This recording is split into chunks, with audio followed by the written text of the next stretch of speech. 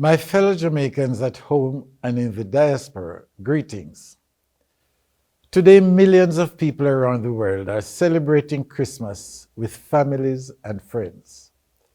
This is a time of cheer, goodwill, and peace, a time to reflect on the year that is closing and see just how much we achieved in our endeavors.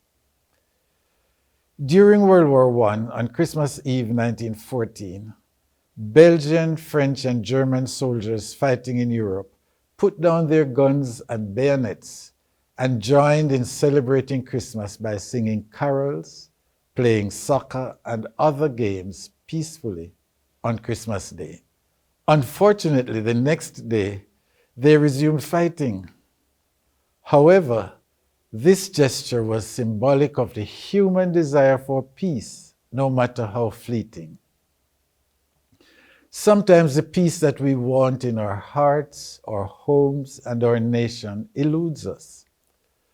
This is often punctuated by underlying maladies of crime and violence which have taken a toll on our lives and threaten our livelihood and sanity. Despite these perils, however, we are grateful for our men and women on the front lines, the security forces, health workers, and volunteers.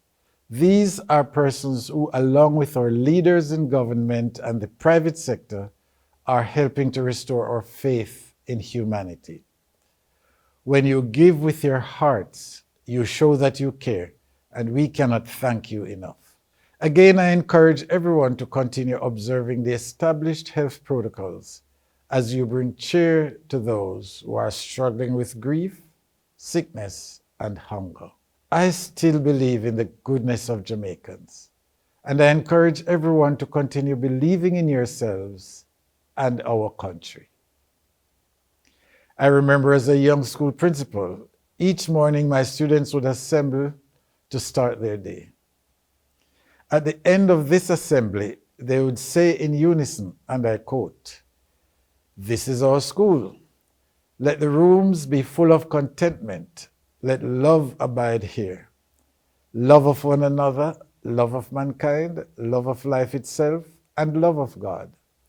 Let us remember that as many hands build a house, so many hearts build a school." End of quote. This is the spirit in which we build our nation, with our hearts, minds, love, and peace. During this Christmas holiday, let us pause and think on these things. Lady Allen and my staff at King's House join me in wishing you a happy, safe, and peaceful holiday season. God bless you, and bless Jamaica, land we love.